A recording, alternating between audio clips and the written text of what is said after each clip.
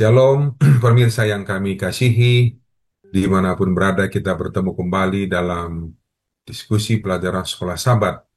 Dan pada minggu ini kita sudah tiba kepada pelajaran yang ketiga dengan judul Peringatan Kasih Karunia.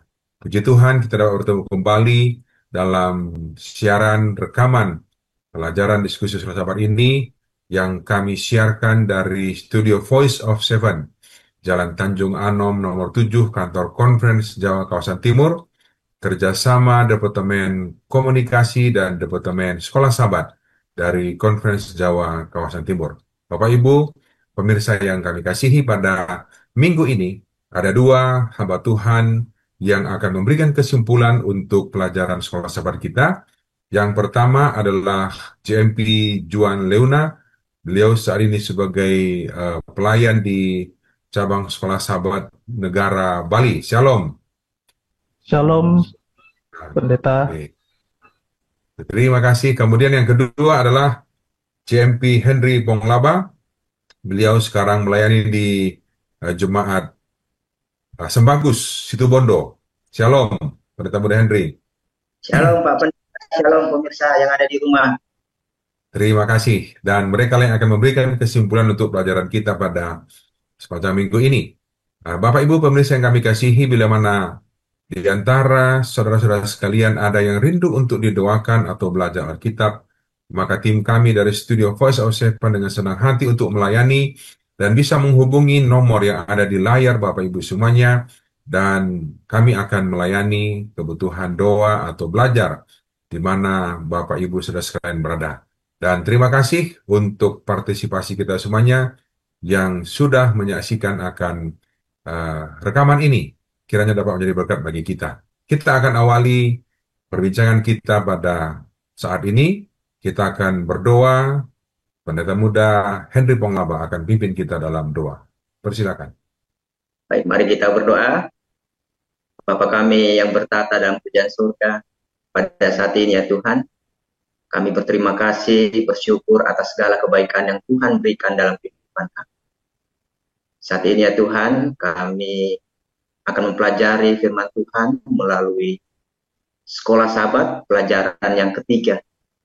Kami mohon ya Tuhan, Engkau memberkati kami dengan Roh Kudus Tuhan, sehingga pelajaran-pelajaran yang kami pelajari, pelajaran-pelajaran yang kami sampaikan ini bisa menjadi berkat bagi masing-masing kami dan bagi pemirsa yang ada di rumah. Berkati juga seluruh perangkat ini ya Tuhan, supaya bisa berjalan dengan. Inilah doa harapan kami, dan berdoa di dalam nama Yesus sebagai juru selamat dan bus kami. Amin. Amin. Terima kasih. Pemirsa yang kami kasihi, untuk pelajaran ketiga pada minggu ini dengan judul Peringatan Kasih Karunia, ayat inti atau ayat hafalannya terdapat dalam buku Yosua 4 ayat 23 dan 24. Saya akan membacakan bagi kita semuanya. Sebab Tuhan Allahmu telah mengeringkan di depan kamu air sungai Yordan, sampai kamu dapat menyeberang seperti yang dilakukan Tuhan Allahmu, dengan laut Teberau yang telah dikeringkannya di depan kita sampai kita menyeberang, supaya semua bangsa di bumi tahu bahwa kuat tangan Tuhan, dan supaya mereka selalu takut kepada Tuhan Allahmu.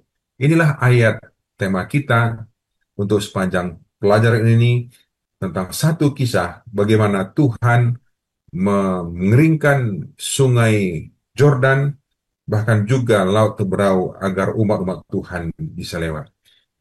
Sebelum Pendeta Muda Leuna akan menyampaikan kesimpulan, saya akan menyampaikan ada satu cerita dalam pelajaran kita, di mana seorang Profesor John di stop oleh petugas polisi dan ditanya SIM-nya, karena dia mengendarai kendaraan, tetapi dia lupa membawa SIM-nya.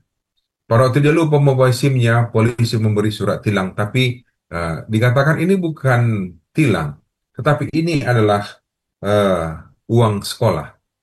Anda sekolah karena perlu belajar.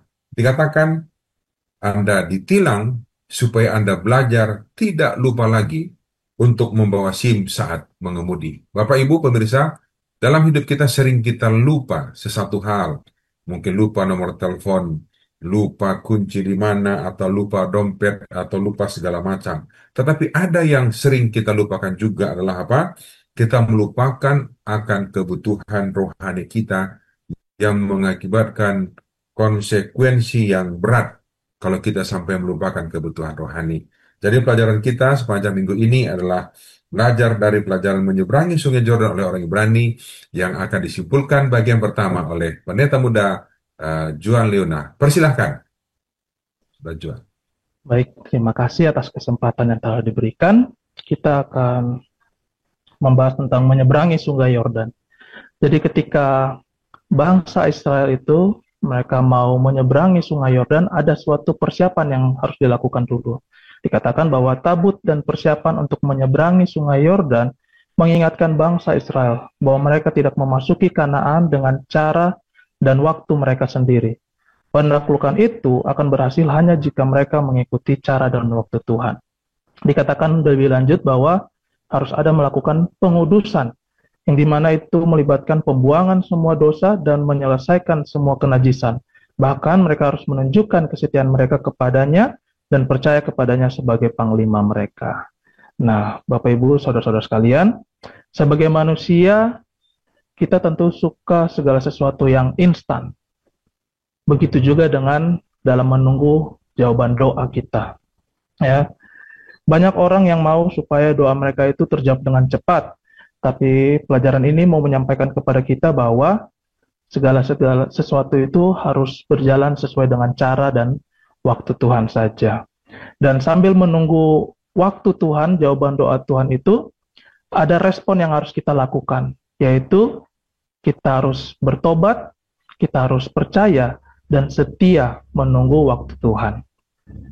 Baik, kemudian kita lanjut. Di sini ada kutipannya dari pelajaran Sekolah Sahabat.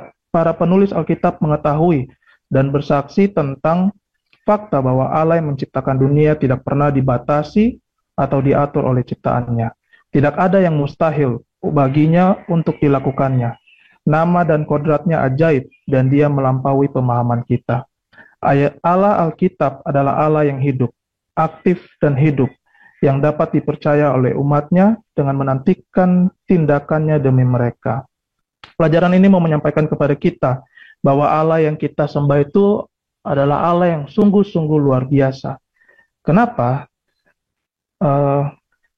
Nah ini dia, tapi terkadang kita sebagai umat, kita itu kurang percaya, kurang mengimani kepada Tuhan. Karena ketika kita berdoa, menyampaikan pergumulan kita kepada Tuhan, kita itu berharap mendapatkan jawaban sama seperti skenario yang sudah kita bentuk sebelumnya. Jadi kita cuma seperti minta persetujuan saja daripada Tuhan. Ya, tapi kita perlu ingat, kita perlu garis bawahi bahwa Allah yang kita sembah itu melampaui pemahaman kita. Sehingga jawaban daripada doa kita yang akan Tuhan berikan tentu adalah yang terbaik dan mungkin lebih daripada apa yang kita minta. Berikutnya, ingat. Jadi pada saat itu, bangsa Israel mereka disuruh oleh Yosua untuk mengumpulkan 12 batu. Nah, apa tujuan daripada batu-batu ini? Adalah untuk menjadi sebuah tanda. Istilah Ibrani of sering dikaitkan dengan kata keajaiban dan dapat merujuk pada tindakan ajaib yang dilakukan oleh Allah. Di sini, tanda tersebut berfungsi sebagai peringatan, mengingatkan setiap generasi berikutnya akan keajaiban penyeberangan tersebut. Nah, masing-masing kita tentu punya pengalaman-pengalaman rohani sendiri bersama dengan Tuhan. Entah itu melalui jawaban-jawaban doa yang tepat pada waktunya, entah itu keselamatan yang diberikan ketika ada bencana, dan juga hal-hal lainnya. Nah, pelajaran ini menyampaikan bahwa pengalaman rohani kita di masa lalu, janganlah itu dilupakan. Tetapi, biarlah pengalaman-pengalaman rohani kita yang kita lewati bersama-sama dengan Tuhan, itu boleh kita renungkan, ya, sehingga pengalaman-pengalaman tersebut bisa menjadi suatu motivasi, bisa menjadi suatu kekuatan, dan bahkan menjadi suatu harapan untuk menjalani kehidupan kita bersama-sama dengan Tuhan ke depannya. Mungkin itu saja yang bisa saya simpulkan dari pelajaran ini, Pak Pendeta. Oke, terima kasih pendeta muda Juan. Jadi tadi sudah disinggung kepada kita bagaimana cerita daripada bangsa Israel ya dalam menyeberangi Sungai Yordan dan juga mujizat-mujizat, dan ada satu yang tadi ada peringatan atau tanda. Saya mungkin mengingatkan kembali bahwa banyak tanda yang Tuhan buat bagi kita dalam kehidupan kita. Seperti bangsa Israel zaman dulu ada tanda pelangi, kemudian darah di palang pintu. Tapi hari ini yang menjadi tanda bagi kita adalah apa? Sabat itu tadi ya. Sabat yang menjadi peringatan bahwa Tuhan adalah pencipta kita dan kita adalah ciptaan. Jadi tidak harus dibuat lagi mujizat setiap hari baru kita percaya kepada Tuhan, tapi tanda-tanda itu membuat kita percaya kepada Tuhan. Terima kasih Pendeta Muda Juan untuk kesimpulan bagian yang pertama, dan kita akan langsung teruskan untuk kesimpulan bagian yang kedua, di mana Pendeta Muda Henry Ponglaban akan memberikan kesimpulan bagian yang kedua dari pelajaran kita. Persilahkan. Baik, terima kasih Pak Pendeta untuk kesempatannya. Baik, tadi sudah disinggung tentang untuk ingat ya, artinya mengingat, tanda, jadi sebagai peringatan, mengingatkan untuk generasi berikutnya.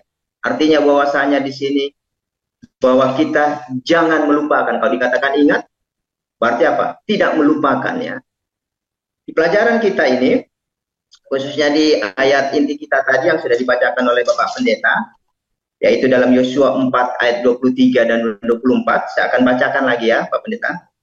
Sebab Tuhan Allahmu telah mengiringkan di depan kamu air sungai Yordan, sampai kamu dapat menyeberang seperti yang dilakukan Tuhan Allahmu dengan laut Teberau yang telah dikeringkannya di depan kita, sampai kita menyeberang, supaya semua bangsa di bumi tahu bahwa kuat tangan Tuhan, dan supaya mereka selalu takut kepada Tuhan Allahmu.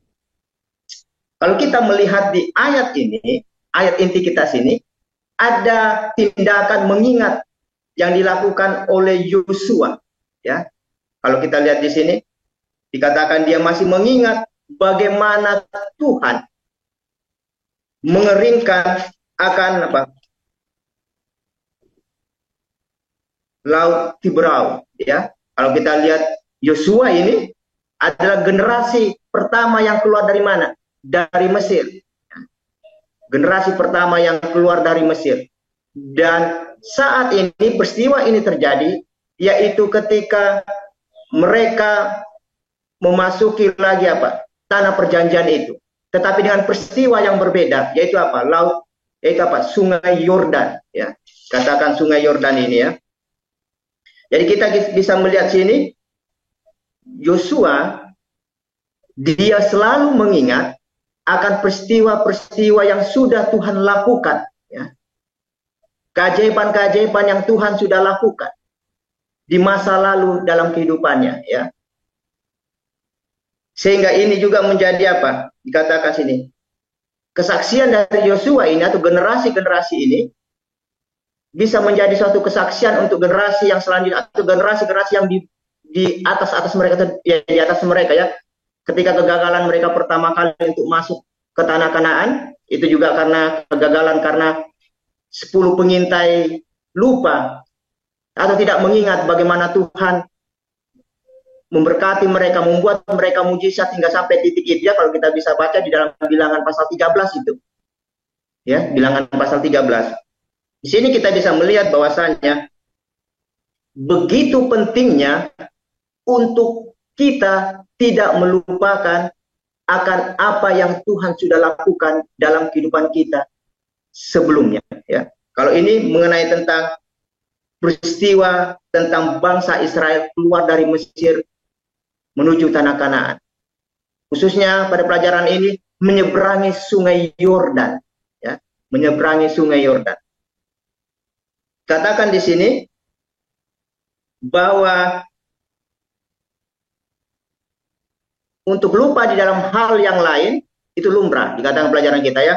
Orang biasa kadang kalau lupa itu hal yang biasa, tetapi dikatakan di pelajaran kita bahwasanya ketika kita lupa dalam makna rohani, itu dapat memberikan apa? Konsekuensi yang apa? Yang serius. Kenapa? Tadi sudah saya jelaskan ya, salah satu kegagalan yang menyebabkan rombongan pertama gagal masuk di tanah Kanaan, yaitu 12 pengintai, 10 pengintai yang lupa akan apa? Mujizat-mujizat Tuhan yang sudah membimbing mereka, menuntun mereka sampai mau masuk tanah Kanaan ya. Sehingga itu membuat apa? Generasi itu sebagian harus apa? Tidak bisa masuk ke tanah Kanaan. Dan apalagi yang dikatakan di sini? Dengan kita mengingat akan mujizat-mujizat Tuhan yang terjadi, yang sudah dilakukan, yaitu akan apa? Membantu kita untuk apa? Fokus akan usul muasal kita. Siapa kita? Bahkan membantu akan apa? Mempertahankan identitas kita, identitas umatnya, panggilan misinya secara khusus. Inilah yang dialami oleh Yosua. Dengan dia mengingat akan apa yang Tuhan lakukan di dalam kehidupannya, khususnya peristiwa-peristiwa yang dahsyat, dia tidak lupa akan misi yang Tuhan berikan kepada dia. Dia tidak lupa akan identitasnya sebagai apa? Umat Tuhan ya. Nah sekarang menjadi pertanyaan bagi kita. Seandainya kita lupa, apa dampaknya bagi kehidupan kita? Apa dampaknya kalau kita melihat akan kesalahan-kesalahan dari tokoh-tokoh Alkitab di masa lalu ya? Kalau kita melihat raja-raja masa lalu, Salomo bahkan sampai Raja Sedekia, mereka melakukan kejahatan, menyembah berhala. Kenapa mereka melakukan itu?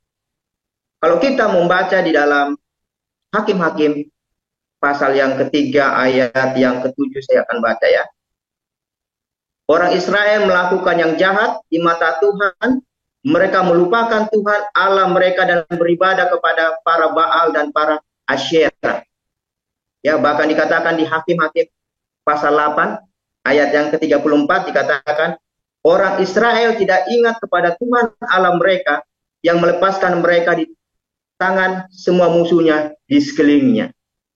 Jadi dengan mereka melupakan akan apa yang Tuhan lakukan, yang sudah Tuhan lakukan dalam kehidupan mereka, perjalanan khususnya bangsa Israel ini, mereka murtad, menyembah dewa-dewa yang lain, menyembah dewa-dewa Baal yang lain. Lupa bahwasanya mereka sampai ke titik itu karena pertolongan Tuhan saja.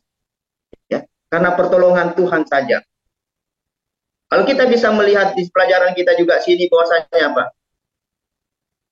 Di dalam 1 Korintus 11 ayat 24-25, Yesus sendiri mengajak kita untuk mengingat juga sesuatu. Apa dikatakan 1 Korintus 11 ayat 24-25? Dan sesudah itu ia mengecap syukur atasnya, ia memecahnya dan berkata, inilah tubuhku yang diserahkan bagi kamu, perbuatlah ini menjadi peringatan akan aku. Ayat 25, cawan ini adalah perjanjian baru yang dimateraikan oleh darahku, perbuatlah ini setiap kali kamu meminumnya menjadi peringatan akan aku. Ya, Yesus.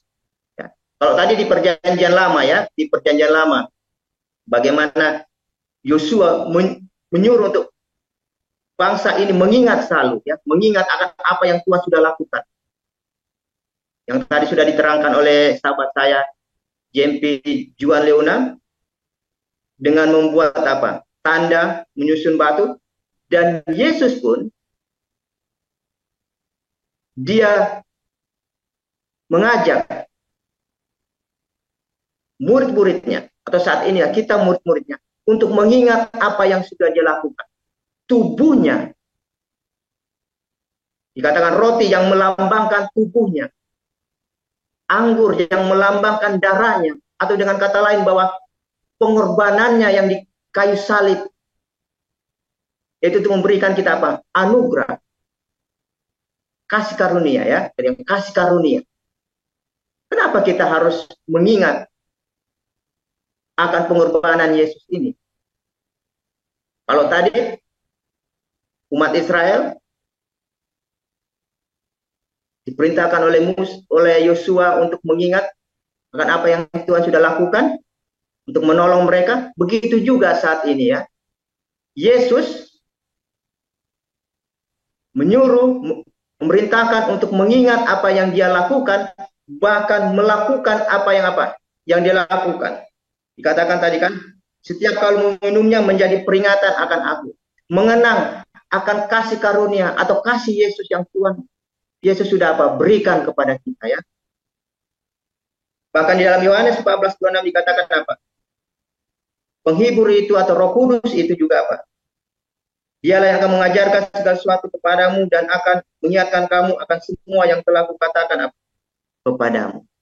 Jadi kita bisa melihat di sini bahwasanya sangat begitu pentingnya untuk kita mengingat akan mujizat-mujizat Tuhan, akan pengorbanan-pengorbanan Tuhan yang Tuhan sudah lakukan di dalam kehidupan kita. Sama seperti bangsa Israel pada saat itu.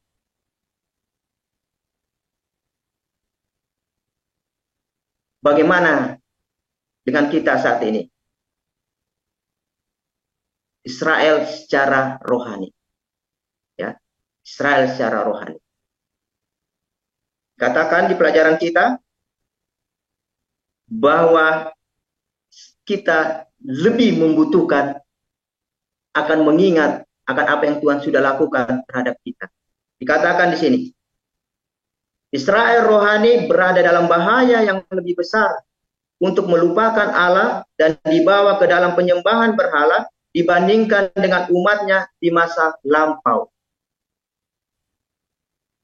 Jadi, tidak ada kata untuk kita harus melupakan akan apa? Pengalaman-pengalaman, pengorbanan Yesus, pengalaman Yesus, pengalaman kita berjalan dengan Yesus. Kenapa? Karena kita bisa sama seperti bangsa Israel pada saat raja-raja Salomo, bahkan Raja Salomo sampai Sedekia, kita bisa murtad. Kita bisa melupakan tuh. Bahkan kalau sekarang kita bisa melihat berhala-berhala kita lebih banyak dibandingkan saat itu. Ya, jadi kita bisa melihat sini bahwa begitu pentingnya kita untuk tidak melupakan akan apa yang sudah Tuhan perbuat. Peristiwa-peristiwa yang sudah tercatat dalam Alkitab. Bahkan peristiwa-peristiwa yang kita alami sendiri. Jangan pernah kita lupakan. Bahkan dikatakan di dalam satu kutipan sini ya, saya akan baca. Dikatakan di sini bahwa tidak ada yang perlu kita takutkan di masa depan kecuali kita lupa bagaimana Tuhan telah memimpin kita serta pengajarannya di dalam sejarah masa lalu. Artinya buat sahabat, dengan mengingat akan apa yang Tuhan sudah lakukan di masa lalu, itu akan menolong kita untuk bersyukur hari ini, untuk memiliki harapan untuk masa depan. Ya, inilah sedikit yang mungkin bisa saya bawakan Pak Pendeta. Kira ini bisa menjadi suatu berkat bagi kita semua, bagi pemirsa yang ada di rumah. Terima kasih. Oke, terima kasih Pendeta Muda Henry atas kesimpulan yang diberikan. Jadi ada satu yang ingin saya tambahkan kepada kita semuanya dari buku Sekolah Sahabat Kita yang dituliskan oleh Ellen G. White. Kita perlu menjaga hati dan pikiran kita tetap terlatih dengan menyegarkan ingatan kita dengan pelajaran-pelajaran yang diajarkan Tuhan kepada umatnya di masa lalu.